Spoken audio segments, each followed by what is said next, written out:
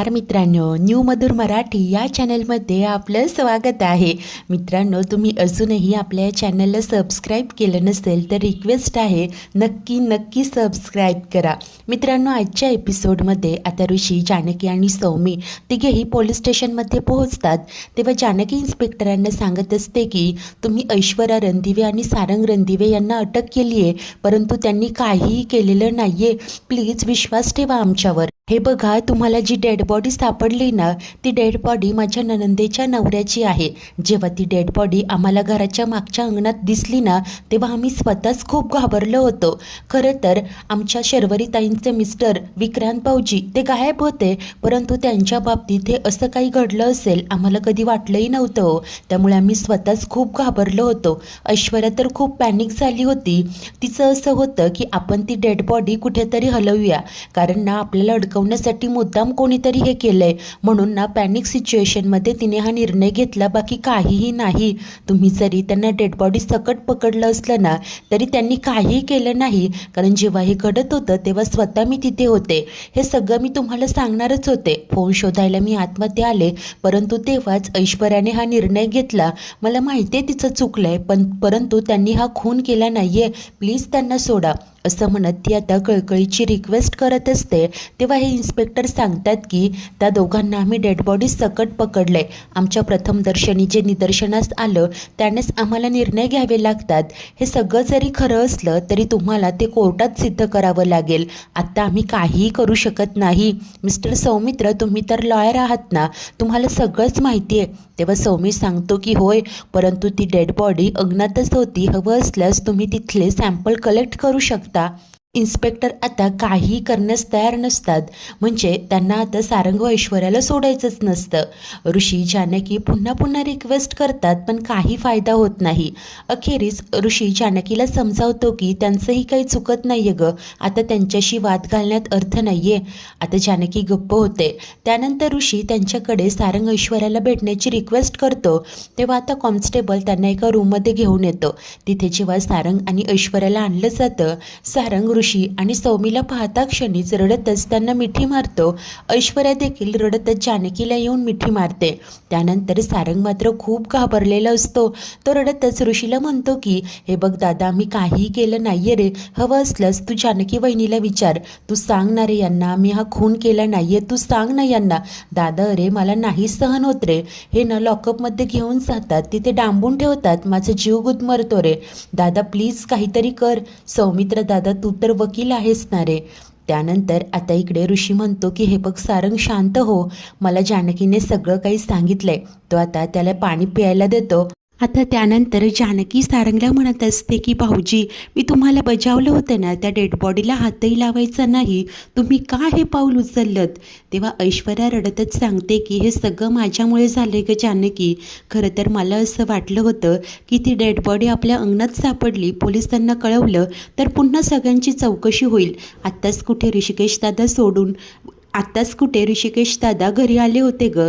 पुन्हा तेच पुन्हा पोलीस घरी येणार, चौकशी. मला हे सगळं व्हायला नको होतं ग, म्हणून मी हा निर्णय घेतला. प्लीज माझा हेतू समजून घे. जे काही केलं आहे ना, ते मी एकटीने करायला हवं होतं. माझ्यामुळे उगीच सारंग या सगळ्यात अडकले. तेव्हा सारंग देखील केविलवाने बोलतो की नाही ऐश्वर्या, खरं तर चूक माझी देखील आहे. मी देखील तुम्हाला अडवायला हवं होतं. तेव्हा आता सौमित्र म्हणतो की हे बघा, जे झालंय तेच बोलण्यात काही अर्थ नाही आहे. मला सांगा, तुम्ही स्टेटमेंट दिलं आहे का? तेव्हा सारंग नकार देतो. सौमित्र म्हणतो की ग्रेट. हे बघा, आता जोपर्यंत उद्या मी येत नाही ना, तोपर्यंत काहीही बोलू नका. सारंग खूप घाबरतो. उद्या म्हणजे असं तो विचारतो. तेव्हा सौमित्र सांगतो की मी उद्या कोर्टात जाऊन बेलसाठी अपील करणार आहे, बघूया काय होतं ते. सारंग मात्र रडतच त्याला म्हणत असतो की दादा प्लीज काहीतरी कर रे, आजच्या आज काही होतंय का बघ ना. तेव्हा आता ऋषी म्हणत असतो की हे बघा, तुमच्या गाडीच्या डिकीत बॉडी सापडली आहे. हा केवढा मोठा क्राईम आहे, आता हे सांगायला हवं आहे का? आता कलम 302 लागलेला असतो, त्यामुळे या प्रकरणातनं सहजासहजी सुटका होणार नसते. त्यामुळे ऋषी दोघांनाही सांगतो की उद्या आम्ही लवकरात लवकर येण्याचा प्रयत्न करू, तोपर्यंत तुम्ही मात्र खचू नका. तेव्हा सारंग रडतच त्याला मिठी मारतो आणि आता दोघेही होकार देतात. त्याच वेळेस इकडे घरी अवंतिकाला जाग येते. पाहते तर सौमित्र शेजारी नसतो. असा अचानक तो मध्यरात्री कुठे गेला असेल हाच प्रश्न तिला पडलेला असतो. तिला असं वाटतं की ऋषीशी बोलायला गेलं असेल. त्यामुळे ती इकडे येऊन पाहते तर काय, ऋषी व जानकी रूममध्ये नसतात. ती असा विचार करते की ऐश्वर्याला सगळं माहिती असेल, त्यामुळे आता ऐश्वर्याच्या खोलीत येते आणि तिला आश्चर्य वाटतं ऐश्वर्या व सारंगही तिथे नसतात. सगळे गेले कुठे? नक्कीच काहीतरी गडबड आहे तिच्या लक्षात आलेलं असतं आणि ती बाहेर येते. इतक्यात आता ऋषी, जानकी आणि सौमित्र घरी परत येतात. त्यांना पाहताच ती पुढे येते आणि घाबरूनच काय झालंय असं ती विचारत असते. सौमी काही सांगायला तयार नसतो. अखेर ती जानकीला शपथ देत म्हणते की मला नक्की काय घडलंय ते सांगा वहिनी. तेव्हा आता अखेर जानकी तिला घडलेला सगळा प्रकार सांगते. कशा प्रकारे कुजलेला वास येत होता, त्यामुळे ती ऐश्वर्या आणि सारंग मागच्या अंगणात गेले. तिथे एके ठिकाणी काहीतरी गडबड आहे लक्षात आलं. जेव्हा तिथे उकरायला घेतलं तिथे त्यांना विक्रांतची डेड बॉडी सापडली आणि आता पॅनिक सिच्युएशनमध्ये ऐश्वर्याने ती डेड बॉडी गाडीच्या डिकीत ठेवली. दोघेही जात होते तेव्हा पोलिसांनी त्यांना पाहिलं आणि दोघांनाही अटक झाली. हे सर्व काही जानकी सांगते. तेव्हा आता ही अवंतिका बोलते की काय इतकं सगळं घडून गेलं आणि तुम्ही मला काहीच सांगितलं नाही. तेव्हा सौमित्र तिला सांगतो की अगं तू झोपली होतीस, उगीच तुला डिस्टर्ब नको म्हणून. त्यानंतर अवंतिका आता म्हणत असते की मला का नाही सांगितलं, अरे मी आले असते ना तिथे, काही बोलले असते. तेव्हा ऋषी म्हणतो की आता कुणाच्याच बोलण्याने काहीही होणार नाही आहे आणि हे बघ अवंतिका, तू जास्त टेन्शन घेऊ नकोस, जे व्हायचं आहे ते झालं आहे. त्यानंतर आता सौमित्र तिला सांगत असतो की त्यांच्यावर सेक्शन 302 लागलं आहे गं, त्यांना आता सोडवणं खूप कठीण आहे. लॉयर म्हणून आपण फक्त त्यांच्या बेलसाठी प्रयत्न करू शकतो. तेव्हा आता ती म्हणते की अरे हे सगळं किती कॉम्प्लिकेटेड आहे, अरे किती कठोर शिक्षा होऊ शकते त्यांना, माहिती आहे ना तुला. तेव्हा जानकी मात्र म्हणते की नको गं असं अभद्र बोलूस, आपल्याला पॉझिटिव्ह राहायचं आहे. अवंती म्हणते की इतक्या कठीण परिस्थितीत कसं पॉझिटिव्ह राहायचं ना तेच मला कळत नाही. परंतु जानकी तिला सांगते की नाही, आपल्याला पॉझिटिव्ह राहावंच लागेल, कारण सारंग भाऊजी आणि ऐश्वर्याने काहीही केलं नाही आहे. आपण जर का विक्रांत भाऊजींच्या खरे मारेकऱ्यांना शोधलं ना तर ते सुटू शकतात. त्यामुळे विक्रांत भाऊजींना नक्की कोणी मारलं हे आपल्याला शोधावंच लागेल. तेव्हाच ऋषी म्हणतो की हे बघ, आता तुम्ही दोघेही टेन्शन घेऊ नका, अवंतिकाला आरामाची गरज आहे, चला. आणि आता सौमित्र अवंतीला घेऊन जातो. ऋषी जानकी ही खोलीत येतात. तो तिला थोडा वेळ आराम करायला सांगत असतो, परंतु ती मात्र म्हणते की कशी झोप लागेल ऋषिकेश, अहो हे सगळं काय घडतंय आपल्या आयुष्यात. त्यानंतर तिला एकच भीती वाटत असते की ही गोष्ट जेव्हा शर्वरी आणि सुमित्रेला कळेल तेव्हा काय होईल. ऋषी देखील म्हणतो की मलाही तीच भीती वाटते ग. जानकी सांगते की आता आपल्याला या सगळ्याला तोंड द्यावंच लागेल. अहो मला तर शर्वरी वंशांची काळजी वाटते. त्यांना तर एवढंच माहिती आहे की विक्रांत भाऊजी कुठेतरी निघून गेले. जर त्यांना कळलं की ते कायमचं हे जग सोडून गेले तर त्या कशा रिॲक्ट होतील. तेव्हा ऋषी म्हणतो की हो ग, मी देखील हाच विचार करतोय आणि विचारानेच पोटात गोळा येतोय. जानकी देखील म्हणते की हो ना, कसं समजवायचं त्यांना. तेव्हा ऋषी मात्र बोलतो की शरूने इतकं सगळं करूनही तू तिचा इतका विचार करते. तेव्हा ती सांगते की कारण एक बाई म्हणून त्यांच्या मनाची अवस्था मी समजू शकते. अहो एका बाईसाठी तिचा नवरा सर्वस्व असतो. ऋषी म्हणतो की हो ग, बरोबर आहे तुझं, नवरा बायकोचं नातंच वेगळं असतं. ती देखील सांगते की हो, आपला नवरा आपल्या पाठीशी खंबीरपणे उभा आहे, आपल्या सोबत आहे, ही फिलिंगच एका बाईला खूप बळ देणारी असते. जानकी समोर एकच प्रश्न असतो की शर्वरीला हे सगळं कसं सांगायचं. ती म्हणते की जेव्हा विक्रांत भाऊजी निघून गेले हे माहिती पडलं होतं ना, तेव्हा मला वाटायचं हो आपण त्यांना शोधून काढू, त्यांना समजावू आणि त्या दोघांचाही संसार पुन्हा रांगेला लावू. परंतु ही आशा देखील संपून गेली हो. विक्रांत भाऊजींना असं कधी पाहावं लागेल हा विचारही म्हणत नव्हता. आता त्यानंतर जानकी मात्र विचारते की ऋषिकेश, अहो कोणी केलं असेल हे सगळं. विक्रांत भाऊजींचा खून झालाय, कोणी मारलं असेल त्यांना, त्यांचं कुणाशी इतकं काय वैर असेल की ऐश्वर्या म्हणते तसं मुद्दामहून कोणीतरी आपल्याला अडकवण्यासाठी हे सगळं केलं असेल का. म्हणजे त्यांना मारून डेड बॉडी आपल्या घराच्या अंगणात आणून पुरली आहे. काय आहे हे सगळं, हा विचार करूनच तिला धडकी भरत असते. तेव्हा ऋषी देखील म्हणतो की हो ग जानकी, मी देखील याच सगळ्या गोष्टींचा विचार करतोय की कोणी केलं असेल हे सगळं.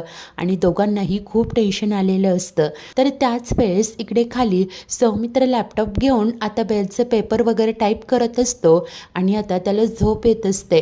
परंतु तसंच स्वतःला सावरत तो बोलत असतो की सौमित्र, अरे झोपून चालणार नाही, खूप काम आहे. सगळा बेस तयार करायचा एका रात्रीत, बेलचं पेपर तयार करायचे आणि आता त्याचं काम सुरूच असतं. त्यानंतर जानकी खाली पाणी आणण्यासाठी येते. सौमित्राला हे असं पाहते आणि विचारते की भाऊजी, तुमच्यासाठी कॉफी आणू का? तो मात्र नकार देतो. ती म्हणते की आणते ना भाऊजी, हे बघा जर का तुमचं काम खूप वेळ चालणार असेल तर. परंतु सौमित्र नकारच देतो. तू जाऊन झोप म्हणून सांगतो. तेव्हा जानकी ठीक आहे बोलते आणि आता झोपायला निघून जाते.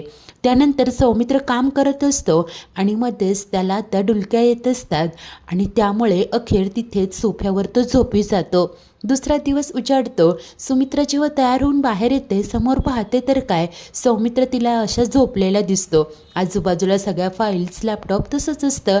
ती विचार करते की अरे बापरे, उगीच माझ्या आता त्याला असं पाहताच सुमित्रा मनाशी म्हणते की माझं लेकरू किती काम करतंय, रात्रभर असंच काम करत असणार आणि आता लॅपटॉप तिथेच असतो. तिला वाटतं की उगीच पाय वगैरे लागून खाली पडायचा, त्यामुळे ती तो लॅपटॉप उचलायला जाते. इतक्यात आता जानकी सुमित्रेला पाहते. आता लॅपटॉपमध्ये डॉक्युमेंट्स असतात, त्यात सारंग आणि ऐश्वर्याचं नाव असतं. जानकीला भीती वाटते की सुमित्रा हे सगळं पाहिल, त्यामुळे ती पटकन आवाज देत म्हणते की सौमित्र भाऊजी, अहो तुम्ही इथेच का झोपला? सौमीला जाग येते. आता त्याला जाग येता क्षणी तो पटकन सुमित्रेच्या हातातील लॅपटॉप घेतो आणि विचारतो की आई, अगं लॅपटॉपला कशाला हात लावतेस? तेव्हा ती म्हणते की अरे असं काय करतोय?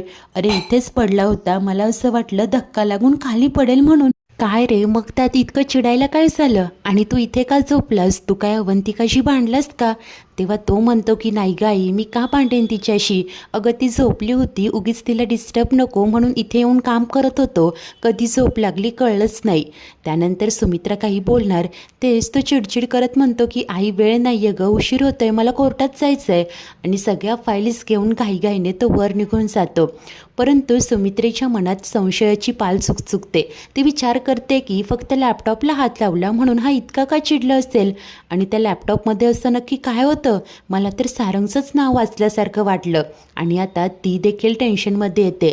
जानकीलाही भीती वाटत असते की जर का आईने ते सगळं वाचलं असतं तर असं किती काळ त्यांच्यापासून सत्य लपवणार. त्यानंतर काही वेळाने ऋषी आणि सौमित्र इकडे पोलीस स्टेशनमध्ये पोहोचतात. सारंग आणि ऐश्वर्याला देखील आणलं जातं. त्यांना अशी आशा असते की बेल मिळाली आहे, त्यामुळे आता ते आशेने पाहत असतात. तेव्हा ऋषी सारंगला म्हणतो की मला कळतंय रे, तुझी अवस्था ठीक नाही, परंतु पुढचे काही दिवस पेशन्स ठेवशील ना रे सारंग? तेव्हा तो म्हणतो की काय पुढचे काही दिवस म्हणजे बेल मिळाली असेल ना? तेव्हा सौमित्र सांगतो की नाही, बेल रिजेक्ट झाली आहे सारंग. सारंग मात्र खूप पॅनिक होतं, म्हणत असतो की अशी कशी रिजेक्ट झाली? अरे आम्ही नाही केलं रे काही. सौमित्र मात्र त्याला सांगत असतो की अरे बेल रिजेक्ट झाली आहे कारण सेक्शन 302 लागलाय, डेड बॉडीसहित तुम्हाला रंगेहात पकडलाय आणि कोर्टाने तोच प्रथमदर्शनी पुरावा ग्राह्य धरलाय. सारंग मात्र रडतच म्हणतो की हो होती डेड बॉडी आमच्यासोबत, परंतु आम्ही काही केलं नाहीये रे, आता न केलेल्या गुन्ह्याची शिक्षा भोगणार का आम्ही? आणि तो रडायला लागतो. तेव्हा सौमित्र त्याला समजावतो की हो सारंग, अरे परंतु हा फायनल डिसिजन नाही आहे, हवं असल्यास मी वरच्या कोर्टात अपील करेल आणि मी तुला प्रॉमिस करतो मी तुला या सगळ्यातनं नक्की बाहेर काढेल. त्यानंतर ऋषी देखील समजावतो की होय सारंग, हे बघ तू हे असा खचून नको रे जाऊस, हे बघ दादा आहे ना, आम्ही दोघे मिळून नक्की काहीतरी करू, तू काळजी नको करूस. असं म्हणत तो सारंगचे डोळे पुसतो. आता त्यांची भेटण्याची वेळही संपलेली असते, त्यामुळे ऐश्वर्या व सारंग निघून जातात. या दोघांना खूप टेन्शन आलेलं असतं. त्याच वेळेस इकडे घरी असलेली जानकी ही काळजीत असते. ती किचनमध्ये तशीच विचार करत उभी असते. अवंतिका तिला पाहते आणि तिला म्हणते की वहिनी, मला माहिती आहे हो तुमच्या डोक्यात तेच सगळं सुरू आहे, तुम्ही तर मला सांगताना काळजी नको करूस, टेन्शन नको घेऊस, मग हेच सगळं तुमच्या बाबतीत का लागू नाही करत? त्या दोघांची सुटका नक्की होईल, आपण काहीतरी मार्ग काढू ना. तेव्हा जानकीला मात्र खूप खचून गेल्यासारखं वाटत असतं. ती म्हणते की असं वाटतं रोज दिवसाची सुरुवात हसून करू, सगळ्याला धैर्याने सामोरं जाऊ, परंतु घडतंच असं ना की काय करावं कळत नाही. अगं बघ ना, एकीकडे ऐश्वर्या आणि सारंग भाऊजींना सोडवायचंय, तर दुसरीकडे ही भीती वाटते की जेव्हा शर्वरी वंश आणि आईंना हे सगळं कळेल तेव्हा काय होईल. अगं जेव्हा सारंग भाऊजी आणि ऐश्वर्याबद्दल घरी कळेल ना, तेव्हा आपसुकच विक्रांत भाऊजींबद्दल देखील कळेल. फार काळ लपून नाही राहणार. जानकीला माहिती असतं की ही गोष्ट फार काळ लपून नाही राहणार, आणि जेव्हा ही गोष्ट शर्वरी आणि सुमित्रेला कळेल तेव्हा त्या कशा रिॲक्ट होतील याचंच तिला टेन्शन आलेलं असतं. मित्रांनो, आजचा एपिसोड इथेच संपतो. आता पुढील भागात शर्वरीला सत्य कळालेलं असतं आणि रडतच आकांत तांडव करत ती ऋषीला सांगत असते की त्या ऐश्वर्यानेच खून केलाय माझ्या नवऱ्याचा, तिनेच हे केलंय. आता अखेर ऋषी तिला शांत करतो आणि सांगतो की तू म्हणते तसं जर का ऐश्वर्याने हे सगळं केलं असेल ना, तर तिला शिक्षा नक्की होणार शरू. मी तुला न्याय मिळवून देणार, वचन देतो मी तुला. असं म्हणत ऋषीने आता एकीकडे शरूला वचन दिलेलं असतं, तेव्हाच दुसरीकडे पोलीस स्टेशनमध्ये येऊन जानकी सारंग आणि ऐश्वर्याला सांगते की तुम्ही न केलेल्या गुन्ह्याची शिक्षा मी तुम्हाला कधीच मिळू देणार नाही. त्यामुळे काहीही झालं तरी विक्रांत भाऊजींच्या खुनाच्या आरोपातून मी तुम्हाला निर्दोष मुक्त करून देईल, मी वचन देते. असं म्हणत जानकीने ऐश्वर्या आणि सारंगला वचन दिलेलं असतं. मित्रांनो, ऋषी आणि जानकी आता दोन टोकाला येऊन उभे असतात. इकडे ऋषी असतो शरूच्या बाजूने, जानकी असते सारंग आणि ऐश्वर्याच्या बाजूने. मित्रांनो, आता जानकी हे सगळं कसं बॅलन्स आउट करणार? शर्वरीकडे संशयाची सुई वळणार तरी कशी? जानकीला तो एक क्ल्यू कधी मिळेल? आणि आता ऐश्वर्या सगळं काही कॅल्क्युलेट करून फिगर आउट करू शकेल का? सर्वच काही पाहणे खूप उत्सुकतेचे ठरेल. अशाच नवनवीन भागांच्या डेली अपडेट्ससाठी आपल्या न्यू मधुर मराठी या चॅनलला जर का तुम्ही सबस्क्राईब केलं नसेल तर नक्की सबस्क्राईब करा. धन्यवाद.